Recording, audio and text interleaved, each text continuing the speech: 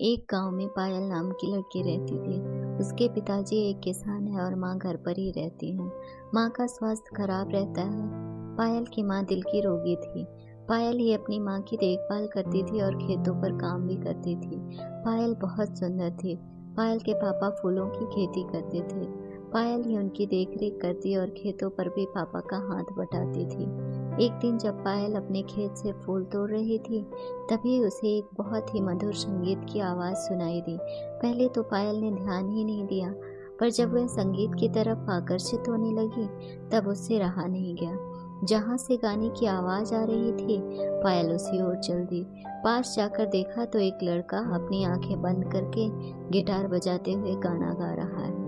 पायल उस अनजान लड़के को एकटक होकर देखने लगी। बहुत देर तक पायल उसको देखती रही और संगीत में खोकर उसके पास आंखें बंद करके बैठ गई। जब लड़के ने गाना बंद किया और आंखें खोली तो देखा एक सुंदर और मासूम सी लड़की उसके सामने बैठी है। लड़के का नाम केतन था। केतन ने पूछा, कौन हो तुम? पायल एकदम से चौंक गई और कुछ ना बोल पाई। धीरे धीरे दोनों ने बातें करना शुरू किया। पायल ने केतन के गाने की तारीफ की और केतन ने उसकी सुंदरता की तारीफ की। केतन पड़ोस के ही गांव का लड़का था, जिसको संगीत में बहुत रुचि थी, पर घरवाले के कहने पर वह शहर में पढ़ाई करने गया था और नौकरी ना मिलने की वजह से गांव वापस आया था। उस दिन दोनों बैठकर घंटों बातें करते रहे और दोस्त बन गए। पायल को केतन पसंद आ गया और दोनों रोज मिलने लगे। बहुत कम समय में दोनों एक दूसरे के प्यार में पड़ गए। पायल को अपनी किस्मत में पाकर केतन खुश रहने लगा, पर उसकी यह खुशी ज्यादा दिन की नहीं थी।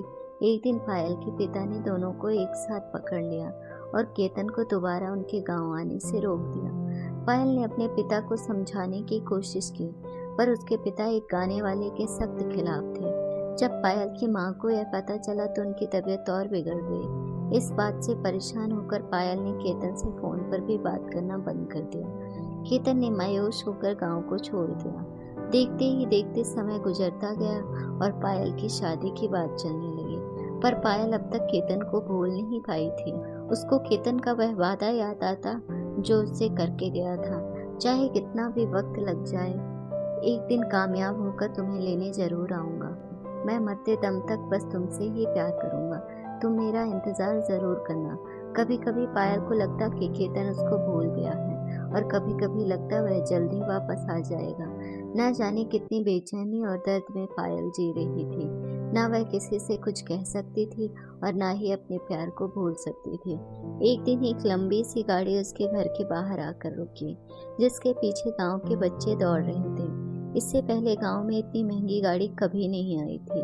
गाड़ी देखकर ही मोहल्ले के सभी लोग जमा हो गए। आराम से घर का गेट खोलते हुए जैसे ही केतन अंदर पहुंचा, पायल ने देखते ही उसे दौड़कर गले लगा लिया। पायल की माँ अंदर लेटी थी। केतन और पायल दोनों गले लगकर रोने लगे। दोनों एक दूसरे के प्यार को महसूस कर रहे थे। दोनों के मन की सारी शंकाएं दूर हो गई और दोनों का प्यार वक्त के साथ बढ़ता गया। पायल के पापा से केतन ने उसका हाथ मांगा और पायल की माँ का इलाज बड़े शहर में करने का वादा किया। केतन शहर में बड़ा गाना गाने वाला बन गया था। उसके गाने टीवी पर आने लगे थे। आज उसके पास सब कुछ था, जिसको पायल के पिता ने कभी देखा तक नहीं होगा। उसके पास शहर में कई बंगले और कारें थी। पायल के पिता इस बार केतन को मना नहीं कर पाए और दोनों के प्यार को देखकर झुक गए और दोनों की शादी धूमधाम से करा दी। पायल और केतन ने अपना पूरा जीवन खुशी खुशी बिताया और जब वह शहर से बोर हो जाते तब वहीं उस खेत के पास आते जहां वह पहली बार मिले थे। केतन गाना गाता और पायल उसकी बाहों में संगीत का आनंद लेती। दोनों ने धरती पर ही स्वर्ग का आनंद लिया। अगर आपको हमारी स्टोरी अच्छी लगी हो तो अपने दोस्तों के साथ भी शेयर कीजिए और कमेंट में ज़रूर बताइए कि कैसी लगी हमारी कहानी। और हाँ, चैनल को सब्सक्राइब करना ना भूलें।